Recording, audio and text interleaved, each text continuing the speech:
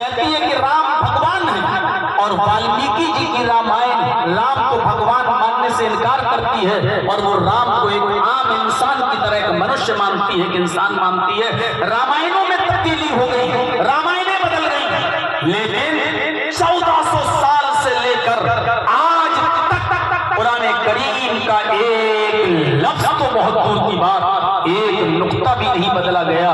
वो अपनी असली शक्ल में जो पहले थी वो आज भी है और कयामत की सुबह तक रहेगा इंशाअल्लाह। उसका एक नुक्ता भी नहीं बदला जाएगा, क्योंकि इस कुरान की हिफाजत की जिम्मेदारी अल्लाह रब्बुल आलमीन ने ली है। एक बेगैरत इंसान सुप्रीम कोर्ट में एप्लीकेशन देता है और अर्जी दाखिल करता है कि कुरान के अंदर से 24 आयतों को बदल दिया जाए, इसको हटा दिया जाए।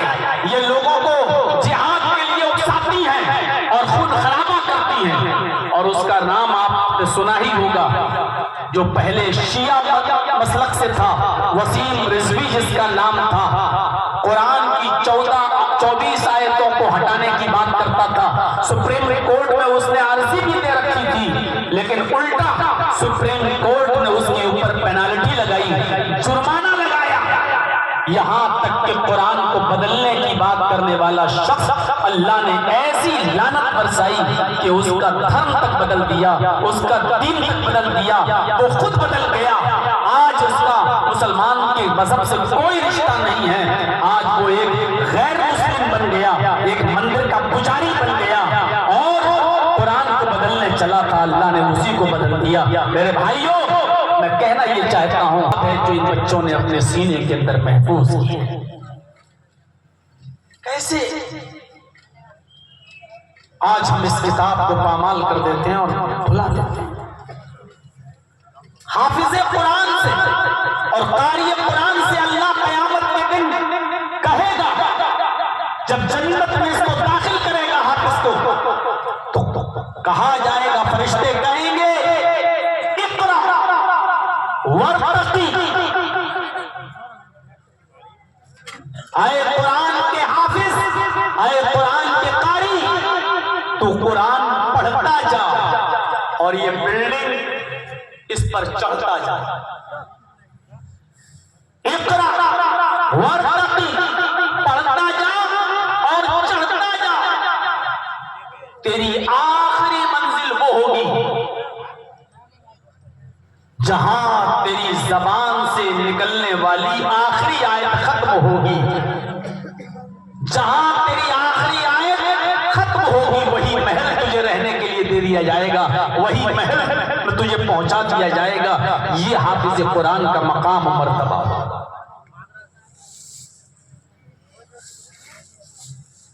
मुस्लिम शरीफ की अंदर एक बड़ा दिलचस्प वाकया बयान किया गया हदीस की किताब के अंदर। दुनिया में जो सबसे ज्यादा कुरान को पढ़ता होगा और तिलावत करता होगा, उसका मकाम देखिए कितना बुलंद है। अल्लाह के नबी फरमाते हैं कि जहन्नम से सबसे लास्ट में, सबसे आखिर में एक आदमी निकाला जाएगा।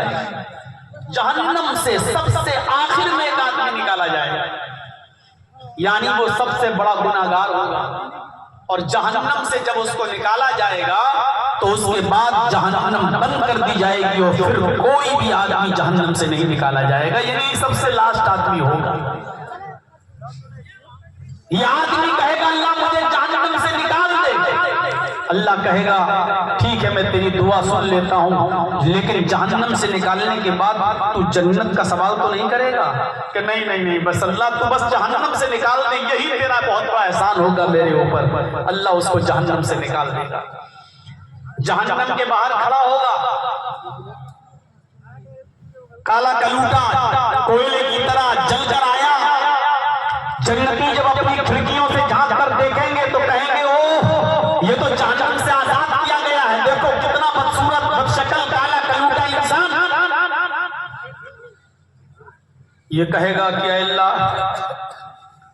लोग मुझे चिढ़ा रहे हैं, लोग मुझे चिढ़ा रहे हैं, मैं तुझसे ये नहीं कहता हूं कि तू मुझे जन्नत में दाखिल कर दे। अल्लाह, मेरी इतनी गुजारिश है कि अंदर तू मुझे नहला दे, गुस्ल दे दे। इस पानी से जब मैं नहा लूंगा तो मेरा रंग साफ हो जाएगा जैसे दुनिया में था।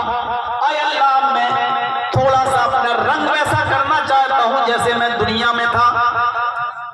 अल्लाह कहेगा अभी तो तूने कहा था कि जहन्नम से निकाल दे, इसके बाद मैं कोई दूसरा सवाल नहीं करूंगा, अब तू दूसरा सवाल करने लगा। अल्लाह बड़ी बदसूरती है, शक्ल खराब है, बस मैं तुझसे यही तो कह रहा हूं कि इसमें नहला दे मुझे। अल्लाह कहेगा चल तेरी ये बात भी मान लेता हूं, इसके बाद तो कुछ और नहीं मांगेगा। कहा नहीं। उस आदमी को उस नहर में गोता लगाया जाएगा, गुस्ल दिलाकर निकाला जाएगा। जब वो गुस्ल देकर निकलेगा, गुस्ल से पाक होगा साफ, तो उसका जिस्म पहले की तरह साफ हो चुका होगा, उससे भी अच्छा खड़ा होगा, बैठ जाएगा। अचानक उसकी नजर एक दरख्त के ऊपर पड़ेगी, फलों से लदा हुआ वो दरख्त। भूख लगेगी इसको। आय अल्लाह, क्या मैं इस दरख्त के पास जा सकता हूं, इसका एक आध फल तोड़कर खा सकता हूं? भूख लगी है। अल्लाह कहेगा तूने क्या कहा था, मुझे जहन्नम से निकाल, उसके बाद मैं कुछ और सवाल नहीं करूंगा। अब तू नहा भी लिया और अब दरख्त के पास जाने की इंतजार कर रहा है। अल्लाह, मैं जन्नत में जाने की बात थोड़ी कर रहा हूं। आय अल्लाह, मैं जन्नत में नहीं, बस मुझे इस दरख्त के पास पहुंचा दे। अल्लाह कहेगा अच्छा ठीक है, चल तेरी सुन लेता हूं, लेकिन इसके बाद कुछ और नहीं। अल्लाह तेरे इज्जत की कसम कुछ नहीं। अल्लाह कहेगा जाओ चाय। हदीस के अल्फाज, फल तोड़ेगा उस दरख्त से और मुंह तक ले जाएगा, अभी खाएगा नहीं।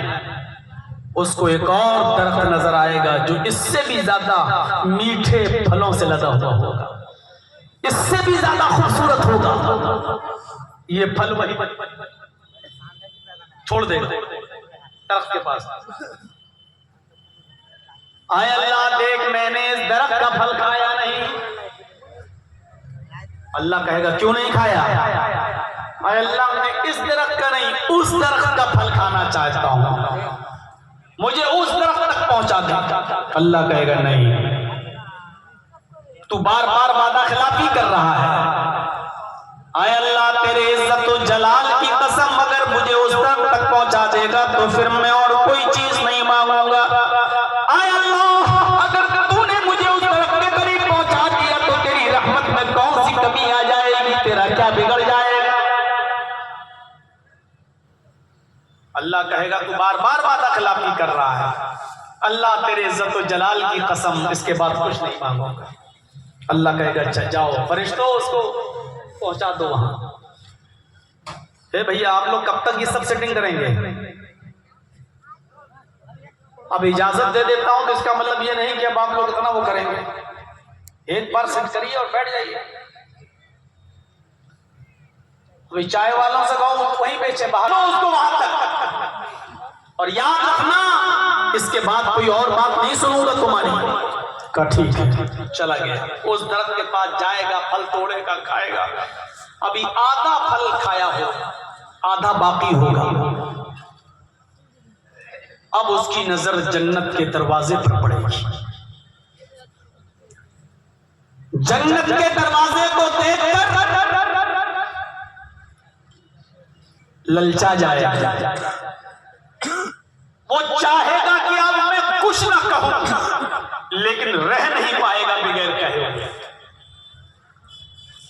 चीख कर कहेगा इलाहुल आलमीन, मेरी किस्मत में जन्नत का है। मैं दुनिया में सबसे गुनाहगार इंसान था, जहन्नम में भी सबसे ज्यादा मैंने अज़ाब बर्दाश्त किया। जन्नत तो मेरी किस्मत में नहीं। बड़ा नाम सुना था तेरी जन्नत का, उसका दरवाजा आज मैंने देख लिया। अल्लाह, अगर ये आधा फल जो बाकी रह गए, क्या मैं जन्नत के दरवाजे से टेक लगा कर ये फल नहीं खा सकता? अगर तो मुझे जन्नत के दरवाजे तक पहुंचा दे तो तेरी रहमत में क्या कमी आ जाएगी, तेरा क्या बिगड़ जाएगा? अल्लाह, मैं तुझसे जन्नत थोड़ी मांग रहा हूं, दरवाजे तक पहुंचा।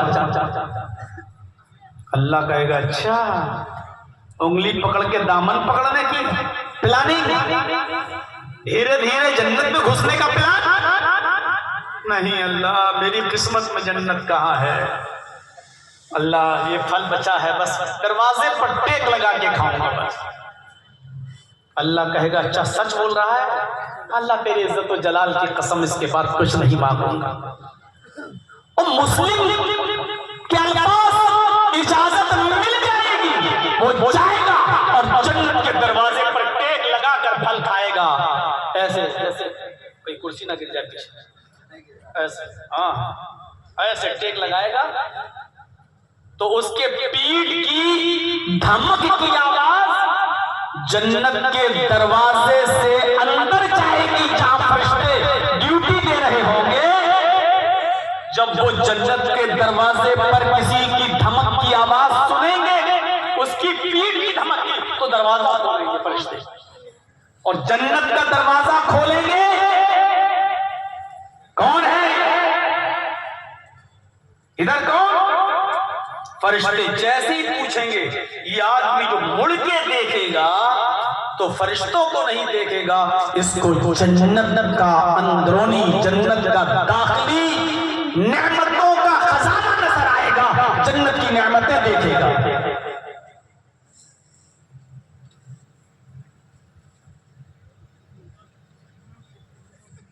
अब कोई भी उठेगा तो सबरे हम उठा के फेंक देंगे ये मोबाइल, और सब जिम्मेदार होंगे जितने हम, किसी को नजर आएंगी। अब जन्नत की नेमतें देख कर इसके होश उड़ जाए। वो फरिश्ते कह रहे हैं यहां कैसे? और वो कहेगा अरे तुम चुप रहो।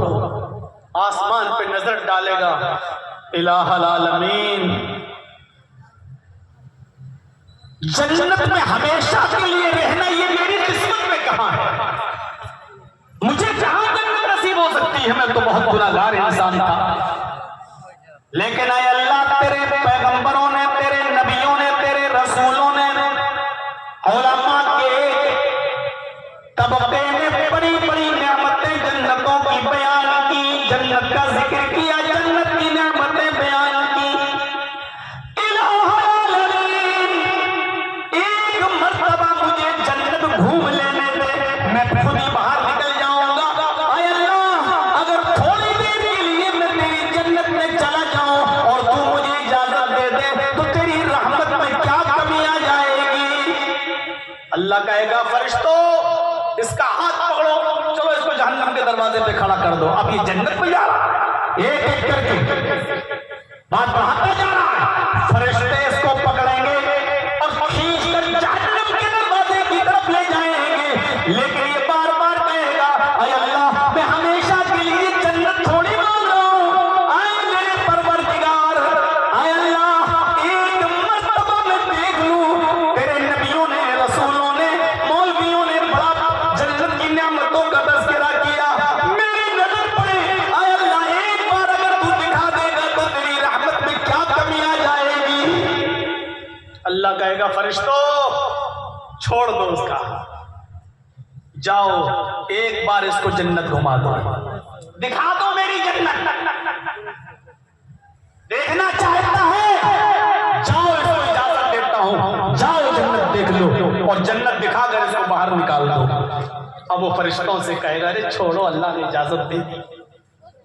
जन्नत में घुसेगा, दूध की नहर, शहद की नहर, शराब की नहर, ये वाली शराब नहीं, ये तो गंदी है, और ये वाली शराब फारसी वाली है, वो शराब अरबी वाली होगी, शराब शरबत से, और यहां जो शराब है वो फारसी वाली है। दो लफ्जों से मिलके बनी है, शर और आप, दोनों को मिलाएंगे तो कहा जाएगा शराब। शर के माना गंदा, शर के माना बुरा, शर के माना गंदा, और आप के माना पानी। जब दोनों को मिलाया जाएगा तो क्या कहा जाएगा? शराब, गंदा पानी, जिसका नाम ही हो गंदा पानी, खराब पानी, नापाक पानी।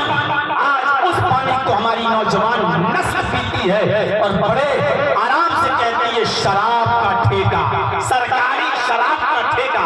अरे शराब जो फारसी में कहा ही जाता है बुरे पानी को, गंदे पानी को, मेरे भाइयों वो आपकी सेहत और तंदुरुस्ती के लिए अच्छी कैसे हो सकती है? उस आदमी को जन्नत में एंट्री मिल जाएगी। जन्नत में धीरे धीरे कदम रखेगा ताकि वो देख सके और देर तक जन्नत में रह सके। अचानक इस आदमी की नजर मकाम महमूद पर पड़ेगी, लेकिन मकाम महमूद में तो अल्लाह के रसूल के अलावा कोई और नहीं जा सकता। वो तो मकाम सिर्फ अल्लाह के नबी के लिए है। उस मकाम को देखकर उसी के बगल में एक और मकाम होगा जो हाफिजों के लिए बनाया गया होगा, जो कारियों के लिए बनाया गया होगा, जो मंजिल, जो बिल्डिंग, उस बिल्डिंग को देखेगा, आशीष करेगा, कहेगा अल्लाह जन्नत की सारी नेमतें देख ली, क्या इस महल को देखने की एंट्री नहीं मिलेगी? क्या ये महल में नहीं जा सकता? इस महल में दाखिल होने की इजाजत दे दे, एक मर्तबा देख लूं अंदर से कैसा है। बाहर से जिसकी खूबसूरती है तो अंदर से कैसी होगी? अल्लाह कहेगा फरिश्तों जब सब दिखा दिया तो ये बिल्डिंग भी दिखा दो, जाने दो इसको। ये धीरे धीरे जाएगा, हर हर कमरा बहुत आसानी से देखेगा, दूसरा उससे अच्छा होगा, फिर तीसरे में जाएगा जो दूसरे से अच्छा होगा, चौथे में जाएगा जो तीसरे से अच्छा होगा, पांचवें में जाएगा जो चौथे से अच्छा होगा, जिसमें जाएगा वो उससे पहले से खूबसूरत, उससे पहले से आरामदेह होगा। धीरे धीरे ये आखिरी मंजिल तक पहुंच जाएगा, आखिरी मकाम तक पहुंच जाएगा। अल्लाह हुक्म देगा फरिश्तों इसने सब कुछ देख लिया, अब इसको नीचे उतारो और जहां से लाए हो वहीं वापस कर दो। यानी अब इसका टाइम खत्म, सब कुछ दिखा दिया, अब वापस कर दो इसको। अब ये कुछ नहीं कह पाएगा। जब फरिश्ते इसको उतारेंगे ऊपर वाले महल से तो ऐसे पीछे मुड़ के उस कमरे को देखेगा, फिर सीढ़ी पर कदम फिर देखेगा, फिर कदम बढ़ेगा, फिर देखेगा। अल्लाह कहेगा फरिश्तों मेरा बंदा कुछ कहना चाहता है लेकिन अब शर्म की वजह से कह नहीं पा रहा है, लेकिन उसके दिल में जो आवाज उठ रही है उसको मैं सुन रहा हूं, कोई और नहीं। इसलिए इन्नहु अलीमुम बिज़ाति सुदूर, अल्लाह की जात है वही जो सीने के भेदों से भी वाकिफ है, सीने के राजों से भी वाकिफ है। आए फरिश्तों मेरे इस बंदे के हाथ को छोड़ दो। फरिश्ते छोड़ देंगे।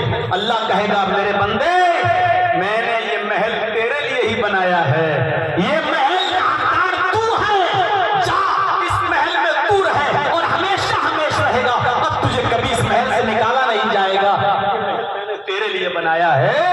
वो हाथ छुड़ाएगा फरिश्तों का, सीधे महल की तरफ भागेगा और कहेगा फरिश्तों सुना नहीं अल्लाह ने मुझे इजाजत दे दी, वो उस महल पर जाकर अपना कब्जा जमा लेगा। ये हदीस, ये वाक़या, ये मंजर जब अल्लाह के नबी सहाबा किराम में बयान कर रहे थे तो अबू हुरैरा रज़ी अल्लाह तआला अन्हु ने सवाल किया था, अय अल्लाह के रसूल सबसे ज्यादा गुनाहगार इंसान, सबसे ज्यादा जहन्नम में जलने वाला और सजा पाने वाला इंसान आखिर कुछ तो नेक काम किया होगा जिसको जन्नत का सबसे ऊंचा महल मिल गया रहने के लिए। अल्लाह के नबी फरमाते हैं कि हाँ उसने जो गुनाह किए थे उसकी सजा तो उसको जहन्नम में मिल गई, लेकिन उसकी एक नेकी थी, उस नेकी की वजह से उसको जन्नत में सबसे ऊंचा महल मिला। और वो नेकी ये थी कि ये कुरान की तिलावत बहुत करता था, कुरान को कसरत से पढ़ता था और कुरान पढ़ते वक्त ये किसी को कुछ तरजीह नहीं देता था। कुरान इसको अगर महीने में मुकम्मल करना है तो ये महीने में पढ़ लिया करता था। इसने मेरी किताब का टाइम, अल्लाह की किताब का टाइम किसी को नहीं दिया। इसने अल्लाह की सबसे मोतबर, सबसे सच्ची किताब कुरान की तिलावत की, सबसे अजीम और सबसे बुलंद किताब की तिलावत की है। अल्लाह ने भी इसके रहने के लिए सबसे बुलंद मकाम इसको अता फरमा दिया। मेरे भाइयों ये है मकाम क़ारी कुरान के लिए, ये है मकाम हाफ़िज़े कुरान के लिए, ये है दर्जा एक कुरान की तिलावत करने वाले के लिए जो कुरान को कसरत से पढ़ता है उसका ये है मकाम। तिलावत एक तो हुआ कुरान का पढ़ना और एक होती है तिलावत। और अल्लाह ने तिलावत का हुक्म दिया है, उतलू मा उहिया इलैका मिनल किताब व अक़िमिस सलाह। उस किताब की तिलावत कीजिए जो आपकी तरफ वही की गई, उस किताब को पढ़िए जो आपकी तरफ उतारी गई। उतलू मा उहिया इलैका मिनल किताब। पढ़ना तो ये भी होता है, तरावी में खड़े हो गए अल्लाहु अकबर और गैरिल मग़दूब अलैहिम वलद्दाल्लीन तक तो गाड़ी सही चली। उसके बाद यालमून और तालमून के सिवा कुछ समझ में नहीं आता। पढ़ा होगा आपने तरावी हाफिजों के पीछे, उनको मालूम है 10 दिन में पढ़ना है, 20 दिन में खत्म करना है, 1 में अलिफ लाम मीम ज़ालिकल किताबु ला रैब फीहि हुदल लिल्मुत्तक़ीन अल्लज़ीना युमिनूना बिल ग़ैबि व युक़ीमूना अस्सलाता व मिम्मा रज़क़नाहुम यunfiqून वल्लज़ीना युमिनूना बिमा उन्ज़िला इलैका व मा उन्ज़िला मिन क़ब्लिक। आखिरी वाला जुमला समझ में आता है और आगे पीछे क्या पढ़ रहा है कुछ भी समझ में नहीं आता। यह है कुरान का पढ़ना जिससे मना किया गया है। और कुरान की तिलावत अरबी जबान के अंदर तला यतलू, तलवन का मतलब होता है पीछे पीछे चलना। जो अरबी जानने वाले हैं, अरबी ग्रामर से वाकिफ हैं, उनको अच्छी तरीके से मालूम होगा अरबी जबान में बाबे नसरा से जब आता है तला यतलू तलवन, उसी से उतलू आया है पहले अमर का सेगा, जिसका माना होता है पीछे पीछे चलना। यानी तिलावत का माना हुआ पीछे पीछे चलना। उस किताब के पीछे पीछे चलो जो अल्लाह ने उतारी है आप पर। यानी जो लिखा है पहले पढ़ो और जो लिखा है उस पर फिर अमल करो। पीछे पीछे चलना, सिर्फ पढ़कर छोड़ देना नहीं, उसके पीछे पीछे चलना है हमें। अरब के अंदर कभी जाइएगा तो अरबी लोगों से, वहां के बद्दू देहाती लोगों से पूछिएगा कि आपके यहाँ तलब कोई चीज होती है? तलब, ऊंटनी के एक बच्चे को अरब के लोग तलब बोलते हैं। तलब क्यों बोलते हैं? क्योंकि ऊंटनी का वो बच्चा अपनी माँ के पीछे पीछे चलता है। जंगल में माँ जहाँ घास खा रही होती है वहीं पर ऊंटनी का बच्चा अपनी माँ के पीछे पीछे, ऊंटनी जहाँ जा रही है उसका बच्चा उसी के पीछे पीछे चलता है। तो अरब के लोग उस बच्चे को जो अपनी माँ के पीछे पीछे चलता है उस बच्चे को तलब कहते हैं। यानी अपने माँ के पीछे पीछे चलने वाला बच्चा, उस बच्चे को अरब तलब कहते हैं। उसी तलब से तलावत बना है। जिस तरीके से ऊंटनी का बच्चा अपनी माँ चलकर अपनी जिंदगी महसूस कर लेता है और खतरनाक जानवर जब उस पर हमला करता है तो उसकी माँ अपने बच्चे को बचा लेती है और वो खतरनाक जानवर के सामने खुद खड़ी हो जाती है और खतरनाक जानवर से अपने बच्चे को अपने पीछे लेकर खुद उसका मुकाबला करने के लिए खड़ी हो जाती है। अरब के लोग इस बच्चे को तलब कहते हैं, यानी अपने बच्चे को खतरनाक जानवरों से बचा लेने वाला माँ, बचा लेने वाली माँ। उस बच्चे को तलब कहते हैं जो अपनी माँ के पीछे पीछे चलता है। उसी से बना है तिलावत। जिस तरीके से माँ अपने बच्चे की हिफाजत करती है उसी तरीके से जो कुरान के पीछे पीछे चलता है, कुरान की तिलावत करता है और कुरान के आयात पर अमल करता है, कुरान भी अपने पढ़ने वाले को तमाम दुश्मनों से, तमाम दहशतगर्दों से, आतंकवादियों से, बल्कि तमाम जालिम और जाबिर सरकारों से, तमाम ऐसे दुश्मनों से कुरान भी अपने पढ़ने वाले को बचा लेता है। क्योंकि कुरान जिस तरह माँ नहीं चाहती कि मेरा बेटे पर कोई हमला करे, उसी तरीके से कुरान भी अपने पढ़ने वाले पर हमला नहीं होने देता है, उसको बचाता है। मेरे प्यारे साथियों, लेकिन ये तभी होगा जब हम कुरान की तिलावत करेंगे। कोई मर गया, किराए के टट्टुओं को बुला लिया। किराए के टट्टू जानते हो ना? भाई एक एक पारा सबके हाथ में पकड़ा दिया, पढ़ो, और कुरान जब पढ़ लिया पूरा तो बाद में 2-2 लड्डू पकड़ा दिए, मिठाई, ये सब किराए पर और भाड़े पर आने वाले लोग। कोई मर गया, एक एक पारा पढ़ के बख्श दिया, मरने वाला सीधे जन्नत में चला जाएगा। इतना आसान है जन्नत। नई दुकान खोली, बुला लिया मौलाना जर्जीस जैसे लोगों को, आ गए सब लोग। अब उस दुकान में पूरा कुरान पढ़ के बख्श दिया कि खैर और बरकत होगी। अब उस दुकान में लॉटरी का धंधा चल रहा है। अब उस दुकान के अंदर सूदी कारोबार चल रहा है। अब उस दुकान के अंदर मेरे भाइयों माले हराम खरीदा जा रहा और बेचा जा रहा। कहां है आज हम सब? इस समाज पर नजर डालिए,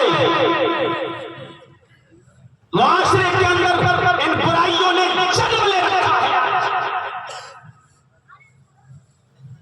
दुकान खोलो नई, मकान बनाओ नया, बुला लो, मदरसे के पढ़ने वाले बच्चों को एक एक पारा पढ़ा दो, खैर और बरकत होगी। मेरे भाइयों कुरान एक मर्तबा पढ़ लेने से खैर और बरकत नहीं होगी। उस कुरान को रोजाना पढ़ने का मामूल बनाओ। एक टाइम फिक्स कर कीजिए, जरूरी नहीं कि आप रोजाना एक पारा पढ़े, 2 पारे पढ़े। आप रोजाना एक रुकू पढ़िए, समझ कर पढ़िए, मतलब से पढ़िए, और एक टाइम उसके लिए फिक्स कर लीजिए। हमें रोजाना फजर के बाद एक रुकू की तिलावत करना है, उसकी तफसीर पढ़ना है, उसके माना और मतलब पर गौर करना है, फिर उस पर अमल करना है। जोहर के बाद टाइम मिले तो जोहर के बाद का टाइम बना लो, असर के बाद का मिले तो असर के बाद का बना लो, ईशा के बाद का टाइम मिले तो ईशा के बाद का टाइम बना लो। दिन भर में 24 घंटे में एक वक्त निकालिए कुरान की तिलावत करने का।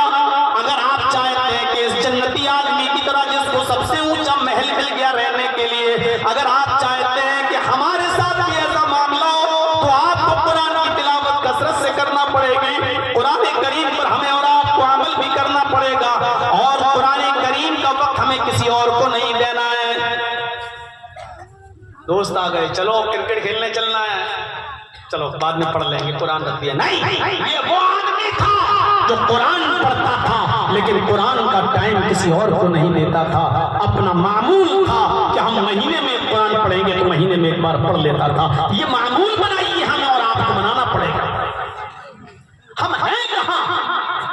इन मौलवियों के पास जाते हो, मौलाना साहब घर में खैर और बरकत नहीं होती है, मुझे दुआ बता दीजिए घर में खैर और बरकत कैसे होगी? मौलाना साहब रोजी नहीं है, जितना पैसा मैं कमाता हूं रुकता ही नहीं है। अरे मौलवी क्या आपको दुआ बताएगा? मौलवी के पास घर में खैर और बरकत की दुआएं होती तो दुनिया में कोई मौलवी अपना इलाका छोड़ के बाहर नौकरी करने न जाता। क्यों?